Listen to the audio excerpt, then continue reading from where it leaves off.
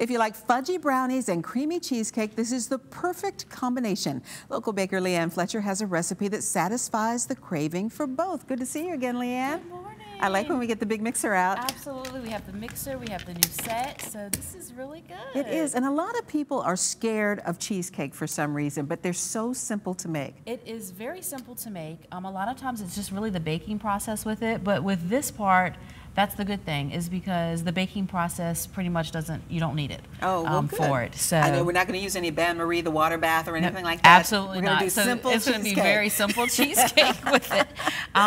So we've actually already started here, and so we have the brownie mix that's in here already. You can use your basic brownie mix that you like.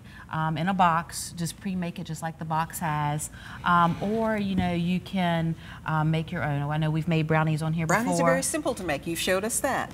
Absolutely, so you can use that, and again, just go ahead and prepare it like it's supposed to be. So all the right ingredients, everything that the brownie mix takes. Everything that it does, and just put it in there, and that's going to be your base that you're going to start with. Okay. For it. And so now what we're going to do is actually make the cream cheese part, and again, it's very simple. It's only 3 ingredients in there, and then we're going to be able to just put it all together. That sounds good. So, I know when I'm making cheesecake, one of the most important things I learned was to make everything or keep everything at room temperature. At room temperature, and that's the thing, is you can go ahead on and lay everything out for that. Even if you wanted to go ahead and do the brownie mix beforehand, you can do that and put it in the fridge for it instead for it. But yeah, it's absolutely no problem at all for that. Sounds good. All right, so we can start. And again, we just already have the cheesecake, cream cheese in here. So how much are we using? 8 ounces. Okay, so that's 1 bar. 1 bar, and again, like you said, go ahead and have it softened at that room temperature is what we want for that. And again, that's going to give it nice fluffiness that we need it to have.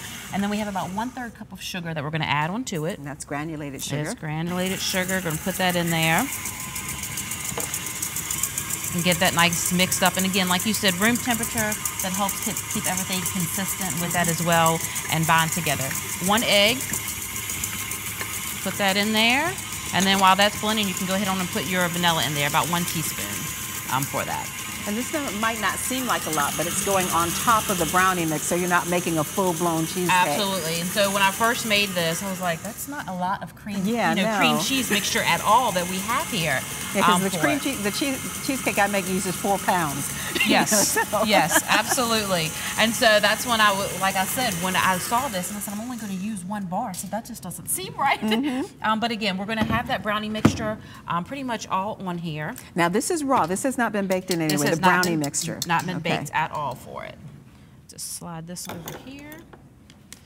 All right, and then with this, I'll just take a teaspoon there that you have. There you go. And again, we're just going to spoon it in.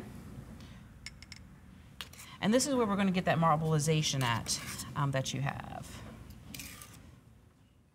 We do the dollops and then we swirl. Yes, do the dollops on there. And then on top of that, I noticed you didn't use all yours for TV purposes, but you put that all on. But absolutely, when we're at home, we put it all in there for it. So then you can just swirl it again. If you want to be fancy with it and do different types of designs, you can just go back and forth with it. You can do sideways with it as well. Now, what I like to do is to then layer another layer of brownie mix in there. And again, we're just doing the same thing, just plopping it on top.